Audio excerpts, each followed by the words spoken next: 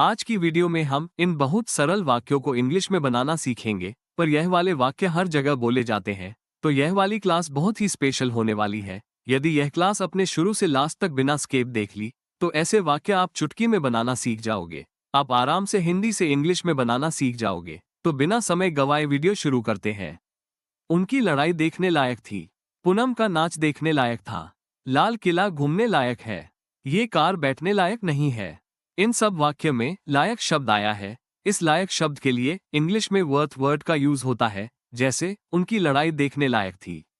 तो इसकी इंग्लिश होगी the fight was worth watching. Poonam का नाच देखने लायक है। इसको इंग्लिश में बनाएंगे Poonam's dance is worth watching. Lal Qila घूमने लायक है। इसकी इंग्लिश होगी the Red Fort is worth visiting. ये कार बैठने लायक नहीं है। इसकी इंग्लिश होगी this car is not worth sitting in. इस प्रकार हम लायक के लिए इंग्लिश में वर्थ वर्ड का यूज कर और भी ऐसे वाक्यों की इंग्लिश बना सकते हैं। तो देखते हैं नेक्स्ट। आपको चक्कर क्यों आ रहे हैं? कल राम को चक्कर आ गया था। मुझे चक्कर आ रहा है। मुझे चक्कर आ गया था। इन सब वाक्य में चक्कर आना शब्द आया है।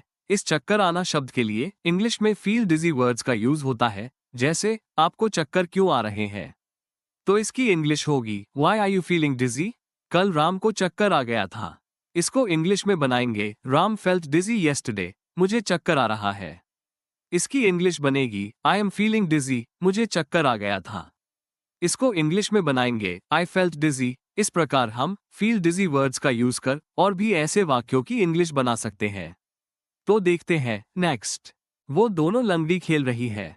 पूनम को लंगड़ी खेलना ही पड़ेगा। मुझे लंगड़ी खेलना नहीं आता। कल वो लंगड़ी क्यों खेल रही थी? इन सब वाक्य में लंगड़ी शब्द आया है। इस लंगड़ी के लिए इंग्लिश में हॉपस्कॉच का यूज होता है, जैसे वो दोनों लंगड़ी खेल रही है। तो इसकी इंग्लिश होगी they both are playing hopscotch. Poonam को लंगड़ी खेलना ही पड़ेगा। इसको इंग्लिश में बनाएंगे Poonam will have to play hopscotch. मुझे लंगड़ी खेलना नहीं आता। इसको इंग्लिश में बनाएंगे I don't know how to play hopscotch. कल वो लंगड़ी क्यों खेल रही थी?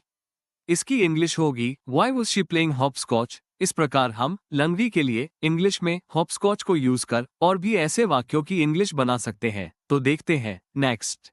गोल गोल बातें मत करो। वो गोल गोल बातें कर रहा है। मुझे गोल गोल बातें करना नहीं आता। राम बहुत गोल गोल बातें करता है।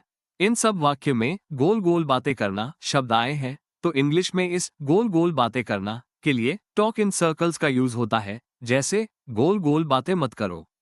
तो इसकी इंग्लिश होगी डोंट टॉक इन सर्कल्स। वो गोल गोल बातें कर रहा है।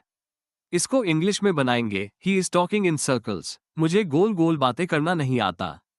तो इसकी इंग्लिश होगी I don't know how to talk in circles. Ram बहुत गोल गोल बातें करता है।